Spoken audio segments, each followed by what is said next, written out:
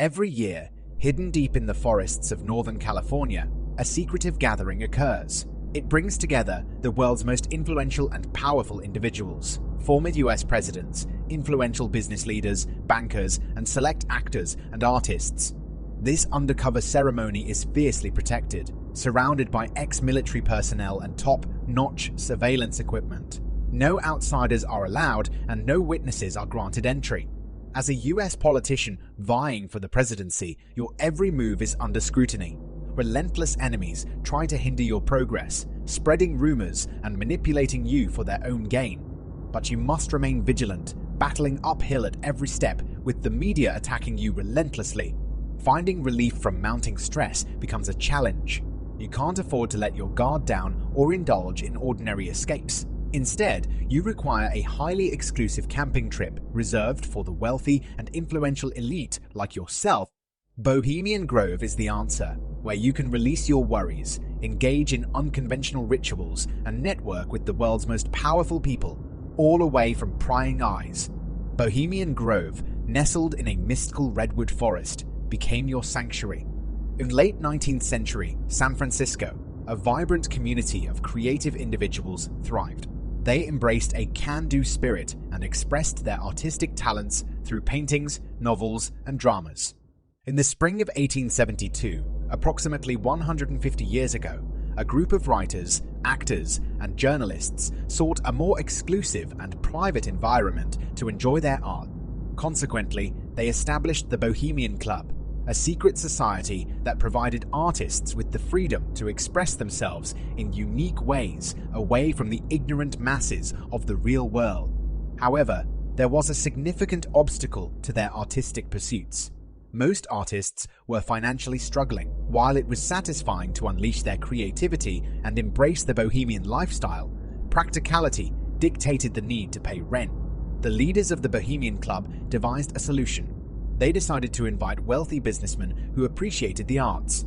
In return for their exclusive club access and the opportunity to boast about their association with genuine San Francisco artists, these businessmen would offer financial support.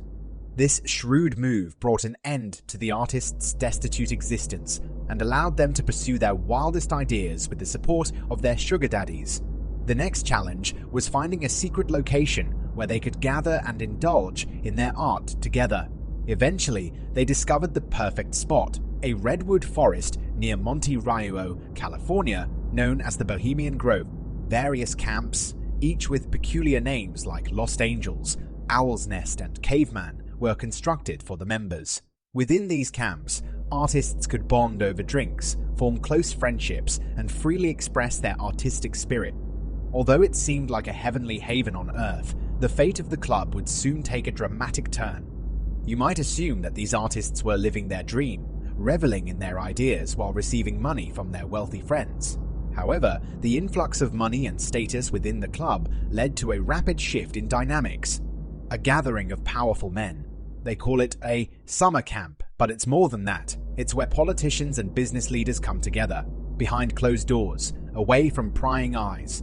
They call them lakeside talks, of the record speeches. You see, politicians love this place. It's an opportunity for exposure, but the club has one rule: no weaving spiders. They can't discuss their sinister plans here. It's just a casual chat, they say. But we both know it's more than that. It's the first step to their presidential campaign, testing the waters, seeing who will back them. Richard Nixon knew the importance of these talks. He listened to Eisenhower's speech. It impressed the skeptical audience. 3 years later, Eisenhower became the president. Nixon himself gave a speech at the Grove. He had something to prove, and it worked. But being president comes with limitations.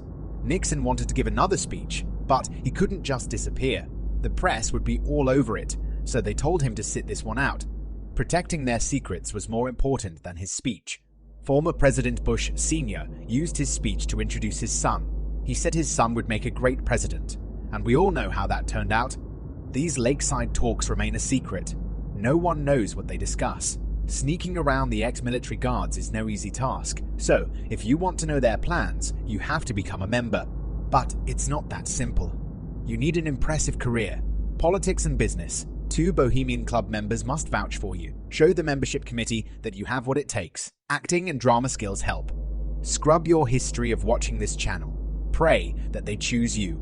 Wait for years on the waiting list. Get richer and more powerful in the meantime. Finally, you're accepted. Pay the initiation fee. It's just pocket change for you. Now you're a part of the club.